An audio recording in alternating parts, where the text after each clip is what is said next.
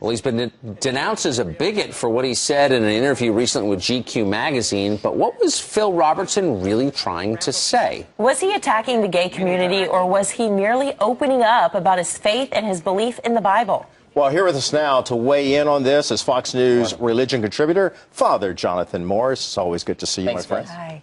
So what do you say about this? You know what? Lessons learned on all sides. First of all, GQ, why are you setting people up to try to take them down with deep theological questions like, what is sin, to a reality TV star? First lesson learned. Second lesson learned. A&E and GLAAD, why so sensitive? What about the great principle of tolerance that should be for the gay community, that should be for everyone? Second lesson learned. Third lesson learned. I would say, you know what? If you're going to be a reality TV star and GQ asks you to do an interview, don't do it. How do you think it was going to turn out, right? But there's a fourth one that I think is important, too. That, yes, Phil Robertson, I've come to love him through this whole thing, was expressing his belief in the Bible. But you got to do it in the right way. Right. And that's an important lesson, too. They asked him, what is sin?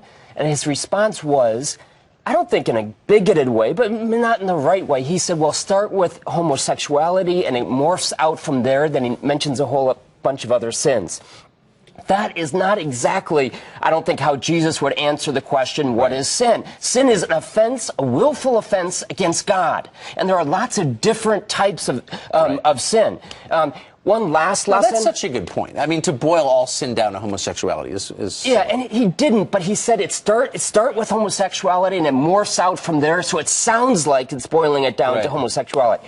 One last lesson, let's not go after everybody and say, you know, because you're with Phil, I'm against you. If you're against Phil, I'm against you. The things that I've gotten on my Facebook page and on my Twitter account have just been mean and nasty because people get so passionate. Relax, think, and then respond. Well, can I ask you, this may be a tough subject, but sex before marriage, I mean, that's a sin that a lot of people take part in, and are all sins equal? I mean, it's a sin dealing with sexuality. That's why I want to bring it up. You know, that was a heavy question. It's a great question, and Phil Robertson explains it very well. He mentions a whole bunch of different sins. He says if you're sleeping around with lots of different women and you're a married man, that's sin. He wasn't saying it's just all about homosexuality, but it's the way in which you do it.